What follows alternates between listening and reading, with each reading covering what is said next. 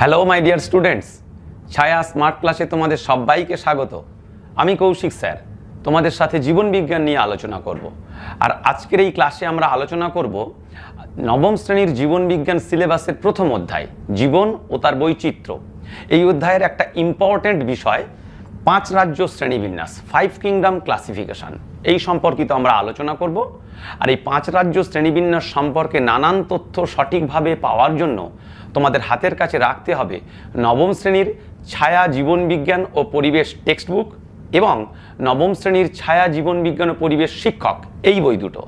আর তার সাথে অবশ্যই তোমরা আজকের আমার এই স্মার্ট ক্লাস অ্যাটেন্ড করছো, ফলে দুটো বই সাথে এই স্মার্ট ক্লাস সব কিছু মিলিয়ে এই নির্দিষ্ট বিষয়ের উপরে তোমার ধারণা আরও অনেক বাকিদের থেকে এগিয়ে রাখো।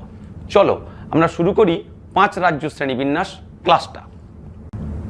প্রথমে আমরা একটু জেনে নিতে হবে শ্রেণীবিন্যাস বিষয়টা ঠিক কী।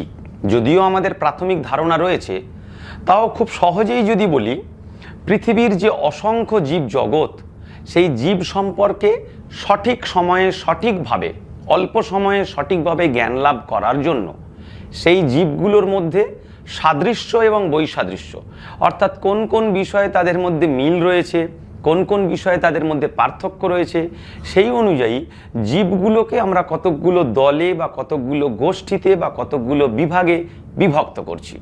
সেই সাদৃশ্য বা বৈসাদৃশ্য এর ভিত্তিতে জীবগুলোকে বিভিন্ন দলে বিভক্ত করার যে পদ্ধতি, সেটাকেই আমরা বলি শ্রেণীবিন্যাস বা ক্লাসিফিকেশন। এখন আমরা এই যে 5 রাজ্য শ্রেণীবিন্যাস সম্পর্কে আলোচনা করতে চলেছি, এই 5 রাজ্য শ্রেণীবিন্যাস অর্থাৎ জীবেদের মধ্যে সাদৃশ্য এবং বৈসাদৃশ্যের ভিত্তিতে জীব জগৎকে 5টি রাজ্যে শ্রেণীবিভাগের কাজটি প্রথম করেছিলেন বিজ্ঞানী হুইটেকার, আমেরিকান ট্যাক্সোনমিস্ট হুইটেকার বা হোয়াইটেকার। তিনি সমগ্র জীবজগৎকে 5টা পৃথক রাজ্যের অন্তর্গত করেছিলেন। তাই তার এই শ্রেণীবিন্যাস পদ্ধতিকে আমরা বলি 5 রাজ্য শ্রেণীবিন্যাস বা 5 কিংডম ক্লাসিফিকেশন। প্রথমেই তোমাদের জানিয়ে রাখি, যে কোনো বিষয়ে যখন আমরা শ্রেণীবিন্যাস করব, অবশ্যই তার একটা ভিত্তি থাকবে। কোনো কিছুর একটা ভিত্তি করে আমরা জীবদেরকে বা যে কোনো বিষয়কে বিভিন্ন শ্রেণীতে বা বিভিন্ন দলে বিভক্ত করব। সুতরাং স্বাভাবিকভাবেই তোমাদের মনে প্রশ্ন জাগবে, এই যে জীবজগতের শ্রেণীবিন্যাস, সেই শ্রেণীবিন্যাসের ভিত্তি কি, অর্থাৎ কিসের ভিত্তিতে জীবজগৎকে আমরা শ্রেণীবিন্যাস করলাম। দেখো, বুঝতে হবে ভালো করে। প্রথমে লিখেছি কোষের গঠনগত জটিলতা। আমরা জানি প্রত্যেকটা জীবদেহ গঠিত হয় এক বা একাধিক কোষ দ্বারা। এখন সেই কোষের গঠন কেমন, কোষটার গঠন অর্থাৎ প্রোক্যারিওটিক কোষ দ্বারা জীবদেহ গঠিত অথবা ইউক্যারিওটিক কোষ দ্বারা জীবদেহ গঠিত।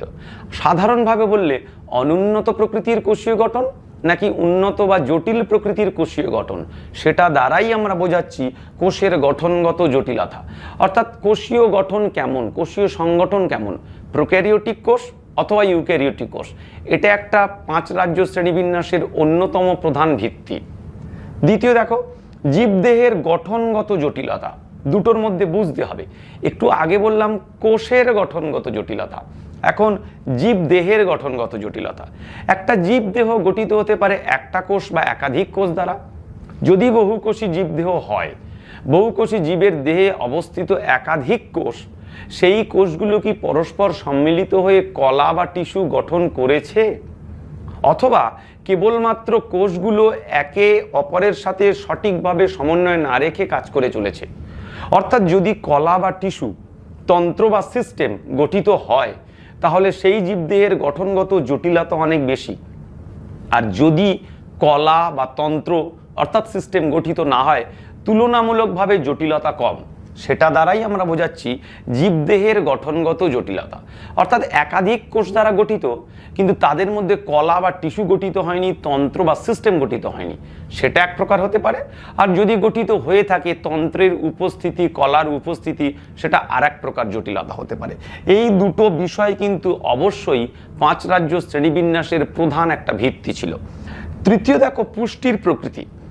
অর্থাৎ যে জীবকে নিয়ে আলোচনা করছি সেই জীবগুলোর মধ্যে কেউ কেউ স্বভোজী পুষ্টি সম্পন্ন করতে পারে, কেউ পরভোজী পুষ্টি সম্পন্ন করতে পারে। অর্থাৎ পুষ্টির প্রকৃতির অর্থ হলো নিজের খাদ্য নিজে তৈরি করছে স্বভোজী পুষ্টি, অথবা পুষ্টির জন্য অন্য কোনো জীবের উপরে নির্ভরশীল পরভোজী পুষ্টি। সেটা একটা বিচার্য বিষয় অবশ্যই 5 রাজ্য শ্রেণীবিন্যাসের সময়। চতুর্থত ভেরি ইম্পর্টেন্ট, বাস্তুতন্ত্রের ভূমিকা কী। একটা জীব যে পরিবেশে বাস করে সেই পরিবেশের গঠনগত একক হলো বাস্তুতন্ত্র।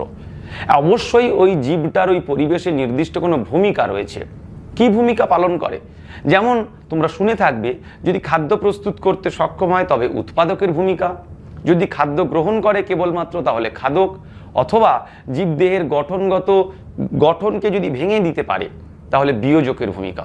অর্থাৎ যে জীব নিয়ে কথা বলছি সেই জীব বাস্তুতন্ত্রে উৎপাদক নাকি খাদক নাকি বিয়োজক, কোন ভূমিকা পালন করছে, সেই অনুযায়ীও আমরা জীবদেরকে আলাদা আলাদা দলে বিভক্ত করব।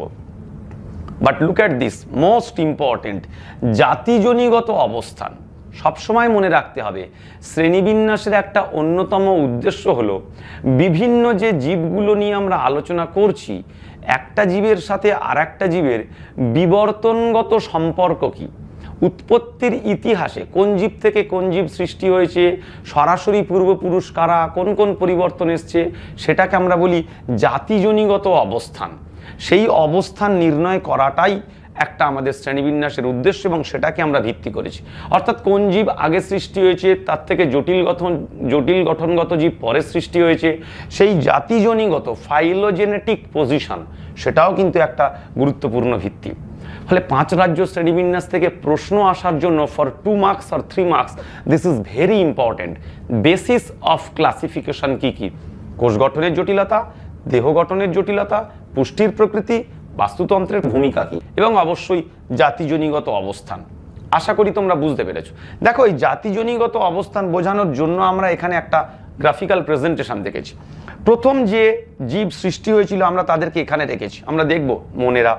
সেখান থেকে পরবর্তী বিবর্তনের ইতিহাসে যে জীব সৃষ্টি হয়েছে তারা এখানে, পরবর্তীকালে আরও 3টি রাজ্যকে আমরা এখানে দেখেছি। ফলে 5 রাজ্য যদি হয়, কোনো একটা রাজ্যের অন্তর্গত জীব অভিব্যক্তির নিরিখে প্রথম সৃষ্টি হয়েছে তারা একদম নিচে, সব থেকে উন্নত যে জীবগুলো রয়েছে তারা দেখো এখানে অবস্থান করছে এই একদম উপরে। ফলে এটাই হলো জাতিজনিগত এক একটা রাজ্যের এবং রাজ্যের অন্তর্গত জীবের অবস্থান, এটাই হলো জাতিজনিগত অবস্থান। এখন স্বাভাবিকভাবেই এই হুইটেকার যে 5টা রাজ্যকে বিভক্ত করেছিলেন, কি কি সেই 5 রাজ্য দেখো, ইম্পর্টেন্ট। প্রথমে হচ্ছে মনেরা, নামটা নতুন, নিশ্চয়ই আমরা ডিটেলস জিজ্ঞেস করব, জানবো। দ্বিতীয় রাজ্য প্রোটিস্টা, তৃতীয় রাজ্য ফাঞ্জাই বা ছত্রাক রাজ্য, চতুর্থ প্ল্যান্টি বা উদ্ভিদ রাজ্য, পঞ্চম অ্যানিম্যালিয়া বা প্রাণী রাজ্য। অর্থাৎ 5টা রাজ্য যে তিনি ভাগ করলেন গোটা জীব জগৎকে, কি কি সেই 5টা রাজ্য? রাজ্য মনেরা, রাজ্য প্রোটিস্টা, রাজ্য ফাঞ্জাই, রাজ্য প্ল্যান্টি বা উদ্ভিদ রাজ্য এবং রাজ্য অ্যানিম্যালিয়া বা প্রাণী রাজ্য। এই হলো 5টা রাজ্য। স্বাভাবিকভাবেই প্রত্যেকটা রাজ্যের গঠনগত বৈশিষ্ট্য এবং উদাহরণ সম্পর্কে আমাদের সঠিকভাবে জানতে হবে। তাহলে চলো আমরা প্রথম যে রাজ্য সেই রাজ্য হলো মনেরা। মনেরা রাজ্য সম্পর্কে একটু ডিটেলস জেনে নেওয়া যাক। নামটা মনেরা কেন? মনোজ কথার অর্থ সিঙ্গেল, অর্থাৎ একক। অর্থাৎ এই রাজ্যের অন্তর্গত জীবদের দেহ একটা মাত্র কোষ দিয়ে তৈরি, এককোষী জীব। দেখো, প্রথমে আমি বৈশিষ্ট্য না গিয়ে এই যে ছবিগুলোর দিকে দেখো, আমি এখানে লিখেছি ব্যাকটেরিয়া। শব্দটার সাথে তোমরা পরিচিত সায়ানো ব্যাকটেরিয়া, যারা নীলাভ সবুজ শৈবাল নামে পরিচিত। দেখো, ব্যাকটেরিয়া একটা এককোষী জীব, সেই ব্যাকটেরিয়া কিন্তু মনেরা রাজ্যের অন্যতম গুরুত্বপূর্ণ সদস্য। দেখো, আণুবীক্ষণিক প্রোক্যারিওটিক কোষীয় গঠনযুক্ত। আমরা একটু আগেই বলছিলাম যে কোষীয় গঠন কেমন, সেটা হলো আমাদের 5 রাজ্য শ্রেণীবিন্যাসের একটা প্রধান বিচার্য বিষয়।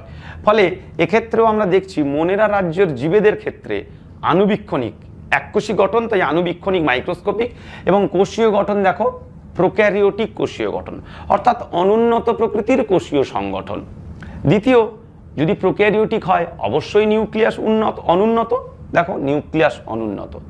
তাহলে কি রয়েছে? জেনেটিক মেটেরিয়াল, সেখানে একটা ডিএনএ রয়েছে, সেই ডিএনএটাকে আমরা বলি নিউক্লিওয়েড বা জেনোফোর।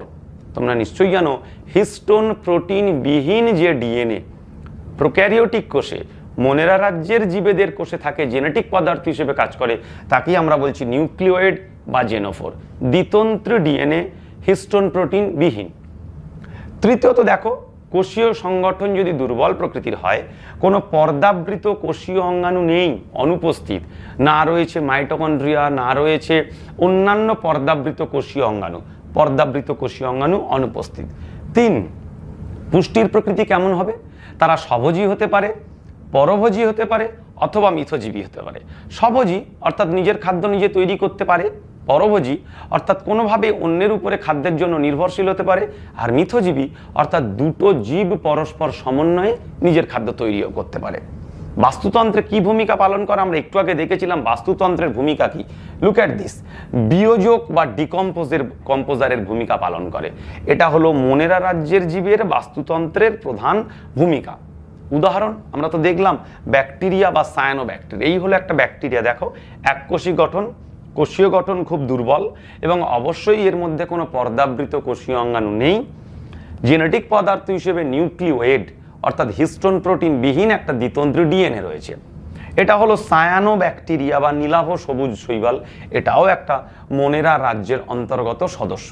অর্থাৎ মনেরা ভীষণভাবে আদিম প্রকৃতির গঠনযুক্ত জীব, প্রোক্যারিওটিক, কোনো উন্নত নিউক্লিয়াস নেই, প্রধানত বাস্তুতন্ত্রে বিয়োজকের ভূমিকা পালন করে।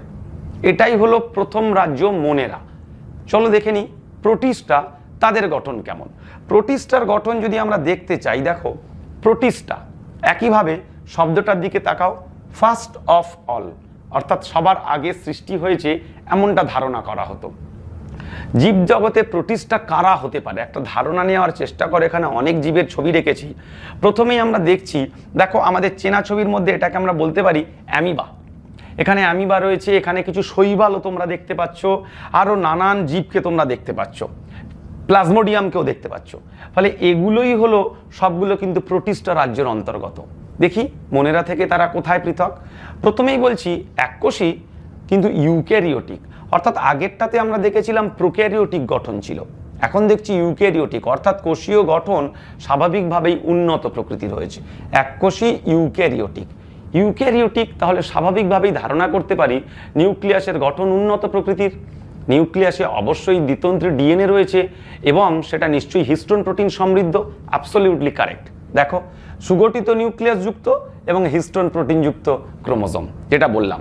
যদি কোষের গঠন উন্নত হয় তাহলে পর্দাবৃত কোষীয় অঙ্গাণু অবশ্যই উপস্থিত থাকবে। দেখো পর্দাবৃত কোষীয় অঙ্গাণুও কিন্তু উপস্থিত। ফলে তফাৎটা মনেরার থেকে বুঝতে পারছো স্বাভাবিকভাবেই তুলনামূলকভাবে উন্নত। পুষ্টি, এরা স্বভোজীও হতে পারে, পরজীবীও হতে পারে। ছবিটার দিকে তাকালেই দেখতে পাবে এই যে শৈবাল, বেশ কিছু শৈবাল রয়েছে, ব্যতিক্রমী কিছু শৈবাল, স্বাভাবিকভাবেই তারা নিজের খাদ্য নিজের তৈরি করতে পারে। তোমরা উঁচু ক্লাসে পড়বে তাদেরকে সালোক সংশ্লেষকারী প্রোটিস্টা বলা হয়। আবার যদি কিছু অ্যামিবার কথা বলি, প্লাজমোডিয়ামের কথা বলি, তাহলে তারা কিন্তু আবার পরজীবী বা পরভোজী পুষ্টি সম্পন্ন করে। বাস্তুতন্ত্রে কি ভূমিকা পালন করে? যদি স্বভোজী পুষ্টি উৎপন্নকারী প্রোটিস্টার কথা বলি তাহলে অবশ্যই তারা বাস্তুতন্ত্রে উৎপাদকের ভূমিকা পালন করবে। আর যদি পরজীবী বা পরভোজীর কথা বলি তাহলে তারা খাদকের ভূমিকা পালন করবে। খুব কমন দুটো উদাহরণ রেখেছি। আমরা জানি অ্যামিবা, এককোষী অনিয়তাকার গঠনযুক্ত যে অ্যামিবা হয় সেটা কিন্তু প্রোটিস্টা রাজ্যের অন্তর্গত, ভীষণ গুরুত্বপূর্ণ, মনে রাখতে হবে।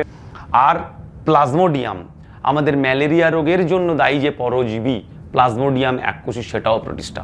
ফলে মনেরা এবং প্রোটিস্টার মধ্যে স্বাভাবিক পার্থক্য অনুন্নত নিউক্লিয়াস, উন্নত নিউক্লিয়াস, প্রোক্যারিওটিক, ইউক্যারিওটিক। পর্দাবৃত কোষীয় অঙ্গাণু অনুপস্থিত, প্রোটিস্টাতে পর্দাবৃত কোষীয় অঙ্গাণু উপস্থিত। ফলে একটা তুলনামূলক আলোচনাও আমরা করতে শিখলাম মনেরা এবং প্রোটিস্টার মধ্যে। তাহলে দুটো রাজ্য জানলাম। তাহলে এখন আমাদের জানতে হবে তৃতীয় রাজ্য। তৃতীয় রাজ্য কি? অবশ্যই দেখতে পাচ্ছ রাজ্য ফাঞ্জাই বা ফাঞ্জি, অর্থাৎ ছত্রাক রাজ্য। নিশ্চয়ই এই ছবি তোমাদের চেনা লাগছে, একদম অ্যাগারিকাস, ব্যাঙের ছাতা বলতেই আমরা যেটাকে বোঝাই। এখানে দেখছো এককোষী ইস্ট, স্যাকারোমাইসিস, তার ছবি। ফলে ছত্রাক কথাটা বললেই আমাদের প্রথমে মনে পড়ে একটা সূত্রাকার বা জালকের মতো ছড়িয়ে থাকা গঠন, যেটা কোনো মরা পচা দেহের উপর থেকে পুষ্টিরস সম্পন্ন করে। অর্থাৎ আমরা আন্দাজ ধারণা করতে পারি পুষ্টির প্রকৃতি অবশ্যই সেটা হবে পরভোজী, প্রধানত মৃতজীবী পুষ্টি। ডেফিনেটলি সালোক সংশ্লেষ করতে পারে না। এবার চলো একটু দেখি গঠন কেমন বলছি। এককোষী হতে পারে, বহুকোষী হতে পারে, অর্থাৎ ছত্রাক রাজ্যের সদস্যদের কোষীয় গঠন এককোষীয় হতে পারে, বহুকোষীয় হতে পারে। একটু আগে আমরা যে দুটো রাজ্য পড়েছিলাম দুটোই কিন্তু ছিল এককোষী, প্রোক্যারিওটিক এবং ইউক্যারিওটিক, কিন্তু ছত্রাকের দেহের গঠন এককোষী। আমরা এখানে যে ইস্টকে দেখছি এককোষী ছত্রাক, আর নানান ছত্রাক রয়েছে দেখো বহুকোষী ছত্রাক। আমরা খুব সহজভাবেই জানি পেনিসিলিয়াম নোটেটাম বহুকোষী ছত্রাক। প্রকৃত নিউক্লিয়াস যুক্ত অর্থাৎ কোষীয় গঠন ইউক্যারিওটিক প্রকৃতির, উন্নত নিউক্লিয়াসের গঠন। মোর ইম্পর্টেন্টলি কোষ প্রাচীরে কাইটিনের উপস্থিতি, অর্থাৎ ছত্রাক রাজ্যের সদস্যদের কোষ প্রাচীরে কাইটিন উপস্থিত থাকে। This is very very important, may be framed as a question. দেখো আমরা প্রথমেই বলেছিলাম কোন পুষ্টি সম্পন্ন করে, পরজীবী পুষ্টি। প্রকৃতপক্ষে মৃতজীবী পুষ্টি সম্পন্ন করে। এই যে ব্যাঙের ছাতাকে দেখছি, আমরা জানি ব্যাঙের ছাতা কোথায় জন্মায়, সে কোনো মরা বা পচা বস্তুর উপরে জন্মায়, সেখান থেকে পুষ্টিরস সম্পন্ন করে, ফলে সেটা মৃতজীবী পুষ্টি সম্পন্ন করে। তাহলে মৃতজীবী পুষ্টি সম্পন্ন করছে, আমরা আন্দাজ করতে পারি বাস্তুতন্ত্রে কোন ভূমিকা পালন করে। অবশ্যই বাস্তুতন্ত্রে বিয়োজকের ভূমিকা পালন করে। উদাহরণ বলতে গেলে ছবিতে দেখতেই পাচ্ছ এককোষী ইস্ট, স্যাকারোমাইসিস, আর এখানে দেখছি আমরা অ্যাগারিকাস। আমরা আগেই বলেছিলাম এই অ্যাগারিকাস এটাও কিন্তু একটা ছত্রাকের উদাহরণ। ফলে রাজ্য মনেরা, রাজ্য প্রোটিস্টা এবং রাজ্য ফাঞ্জাই, এই হলো আমাদের তিনটে প্রধান রাজ্য। এরপরে বাকি যে দুটো রাজ্য রয়েছে, একটা হলো রাজ্য প্ল্যান্টি বা উদ্ভিদ রাজ্য এবং রাজ্য অ্যানিমেলিয়া বা প্রাণী রাজ্য। তাহলে চলো প্ল্যান্টি বা উদ্ভিদ রাজ্য ঠিক কি? খুব সহজ, নিশ্চয়ই তোমরা ধারণা করতে পারছো। এখানে দেখে আমরা একটা সাধারণ গাছের ছবি দিয়েছি, সবুজের সমারোহ। এক্স্যাক্টলি, ক্লোরোফিল যুক্ত, সালোক সংশ্লেষে সক্ষম, সহজীব পুষ্টি সম্পন্ন করে। বাস্তুতন্ত্রে কি ভূমিকা পালন করে আন্দাজ করতেই পারছো, সালোক সংশ্লেষে সক্ষম, ফলে উৎপাদকের ভূমিকা। আর নিশ্চয়ই গঠন দেখে বুঝতেই পারছি যে অবশ্যই এটা ইউক্যারিওটিক কোষীয় গঠনযুক্ত। এক্স্যাক্টলি, এটাই হলো আমাদের প্ল্যান্টি বা উদ্ভিদ রাজ্যের প্রধান বৈশিষ্ট্য। নিশ্চয়ই তাই থাকবে, চলো একবার দেখে নিই। দেখো ইউক্যারিওটিক কোষীয় গঠনযুক্ত, খুব স্বাভাবিকভাবেই তাই। ইউক্যারিওটিক গঠন অর্থাৎ উন্নত প্রকৃতির কোষীয় গঠন, সেক্ষেত্রে উন্নত নিউক্লিয়াস থাকবে, ক্লোরোফিল এবং পর্দাবৃত কোষ অঙ্গাণুর উপস্থিতিও থাকবে। দেখো ক্লোরোফিল যুক্ত, আর ক্লোরোফিল যুক্ত হলেই সালোক সংশ্লেষে সক্ষম হবে, ফলে সহজীব পুষ্টি সম্পন্ন করবে, as we have already discussed. বাস্তুতন্ত্রে উৎপাদকের ভূমিকা পালন করবে। অসংখ্য উদ্ভিদ, আমরা এখানে বট গাছ এবং আম গাছকে লিখেছি, অর্থাৎ সালোক সংশ্লেষে সক্ষম ক্লোরোফিল যুক্ত জীব, সেটাই হলো উদ্ভিদ রাজ্যের প্রধান বৈশিষ্ট্য। বাস্তুতন্ত্রে তারা উৎপাদকের ভূমিকা পালন করে। এটা গেল চতুর্থ রাজ্য। স্বাভাবিকভাবেই আন্দাজ করতে পারছো তাহলে আমাদের পঞ্চম রাজ্য কি আসতে পারে। পঞ্চম রাজ্য, রাজ্য অ্যানিম্যালিয়া। দেখো এটা একটা প্রাণীর ছবি, বলার অপেক্ষা রাখে না, রয়্যাল বেঙ্গল টাইগার। সাধারণভাবে যদি এর বৈশিষ্ট্য বলতে চাই, স্বাভাবিকভাবেই আমরা দেখছি এটা বহুকোষী জীব, বাট মোর ইম্পর্টেন্টলি ইউক্যারিওটিক কোষীয় গঠনযুক্ত। নিশ্চয়ই সহজে পুষ্টি সম্পন্ন করতে পারে না, খাদ্যের ব্যাপারে অন্য কারোর উপরে নির্ভরশীল, পরভোজী পুষ্টি সম্পন্ন করে। তাহলে বাস্তুতন্ত্রে কি ভূমিকা পালন করবে? বাস্তুতন্ত্রে এ খাদকের ভূমিকা পালন করে। এটাই হচ্ছে প্রাণী রাজ্যের বৈশিষ্ট্য। দেখো বহুকোষী এবং অবশ্যই ইউক্যারিওটিক। অবশ্যই ইউক্যারিওটিক অর্থাৎ তাদের কোষীয় গঠন অনেক উন্নত এবং জটিল প্রকৃতির। তাহলে একটু খেয়াল করে দেখো তো, আমরা পঞ্চম রাজ্যে এসেছি, কেবলমাত্র প্রোক্যারিওটিক গঠনযুক্ত জীব আমরা পেয়েছিলাম রাজ্য মোনেরাতে, বাকি সবই ইউক্যারিওটিক, এককোষী অথবা বহুকোষী গঠন। কোষ প্রাচীর অনুপস্থিত। অবশ্যই প্রাণীদের দেহ গঠিত হয় প্রাণীকোষ দিয়ে, প্রাণীকোষে কোনো কোষ প্রাচীরের উপস্থিতি লক্ষ্য করা যায় না। পরভোজী পুষ্টি সম্পন্ন করে, আমরা বললাম দেহে কোনো ক্লোরোফিল নেই, সালোক সংশ্লেষে অক্ষম, পুষ্টির জন্য পরভোজী পুষ্টি। বাস্তুতন্ত্রে অবভিয়াসলি খাদকের ভূমিকা পালন করে। আমরা নিজেরা মানুষ, আমরাও প্রাণী রাজ্যের অন্তর্গত, বাঘ যে কোনো প্রাণী প্রাণী রাজ্যের অন্তর্গত, অর্থাৎ রাজ্য অ্যানিম্যালিয়ার অন্তর্গত। এই হলো আমাদের 5 রাজ্যের সাধারণ আলোচনা এবং সাধারণ ধারণা। ডেফিনেটলি তোমরা ফলো করবে বই, তার সাথে মনে একটা তুলনামূলক ধারণা গড়ে তোলার চেষ্টা করতে হবে। মনেরা, রাজ্য মনেরা এবং রাজ্য প্রতিষ্ঠার পার্থক্য কী? আমরা যদি বলি উদ্ভিদ রাজ্যের সাথে প্রাণী রাজ্যের পার্থক্য কী কী সাদৃশ্য রয়েছে, কি কি বৈসাদৃশ্য রয়েছে, যেগুলোর ভিত্তিতে 5টা রাজ্যে আমাদের শ্রেণীতে বিভক্ত করা হয়েছে, সেই সম্পর্কে সঠিক ধারণা গড়ে তুলতে হবে। আশা করি আজকের তোমাদের এই ক্লাস জীবকে যে ভিত্তির উপরে নির্ভর করে 5টা রাজ্যে শ্রেণীবিন্যাস করা হয়েছে সেটা বুঝেছো। এখন স্বাভাবিকভাবে মনে হতে পারে যে এই 5 রাজ্য শ্রেণীবিন্যাস কি একদম নির্ভুল, এর কি কোনো ড্রব্যাকস বা কোনো ত্রুটি নেই? থাকতে পারে। চলো একবার দেখে নিই 5 রাজ্য শ্রেণীবিন্যাসের আমাদের কি কি সুবিধা বা কি কি অসুবিধা। 5 রাজ্য শ্রেণীবিন্যাসের সব থেকে বড় সুবিধা হলো মনেরা বলে আলাদা একটা রাজ্য গঠন করা হয়েছে। আমি যেটা বলছিলাম, মনেরা কেবলমাত্র শুধুমাত্র প্রোক্যারিওটিক জীবদের নিয়ে গঠিত একটা রাজ্য, এককোষী প্রোক্যারিওটিক মনেরা। ফলে প্রোক্যারিওটদের জন্য একটা আলাদা রাজ্যের গঠন, ডেফিনেটলি সেটা গুড সিমটমস। নাম্বার 2, ছত্রাকদেরকে একটা আলাদা রাজ্যের অন্তর্গত করা হয়েছে, যেটা আগে ছিল না। আগে ছত্রাকদেরকে উদ্ভিদ রাজ্যের অন্তর্গত করা হয়েছিল, ছত্রাকদেরকে পৃথক রাজ্যের অন্তর্গত করা হয়েছে। আর অবশ্যই বিবর্তনগত সম্পর্ক স্থাপন সহজসাধ্য। মনেরা প্রোক্যারিওটিক, সেখান থেকে কিভাবে এককোষী ইউক্যারিওটিক, বহুকোষী ইউক্যারিওটিক জীব সৃষ্টি হয়েছে 5 রাজ্য শ্রেণীবিন্যাসের দিকে তাকালে সহজেই আমাদের বোধগম্য হবে। কিন্তু এই 5 রাজ্য শ্রেণীবিন্যাস বিতর্কের বাইরে নয়। কেন? প্রথমেই যদি বলি কি কি অসুবিধা। ভাইরাসের কি আমরা কোনো স্থান পেলাম? সাম্প্রতিককালে সব থেকে বেশি চর্চিত যে বস্তু ভাইরাস, আমরা 5 রাজ্য শ্রেণীবিন্যাসে তাকে কোনো জায়গায় কি স্থান দিতে পেরেছি? না। ফলে এটা কিন্তু 5 রাজ্য শ্রেণীবিন্যাসের একটা ভীষণভাবে ত্রুটি বা অসুবিধা বা ড্রব্যাকস। এবং অবশ্যই শৈবালের অবস্থান বিতর্কিত। বিতর্কিত অর্থ আমরা একবার দেখেছিলাম কিছু শৈবাল রয়েছে রাজ্য প্রোটিস্টাতে, দেখেছিলাম। আবার অনেক শৈবাল রয়েছে তারা উদ্ভিদ রাজ্যে। তাহলে শৈবাল বহুকোষী, সালোক সংশ্লেষে সক্ষম, সবজে পুষ্টি করে, কিন্তু ভিন্ন রাজ্যে তাদের অবস্থান কেন? এই কারণ কেনর প্রশ্নের উত্তর সঠিকভাবে 5 রাজ্য শ্রেণীবিন্যাস ব্যাখ্যা করতে পারে না।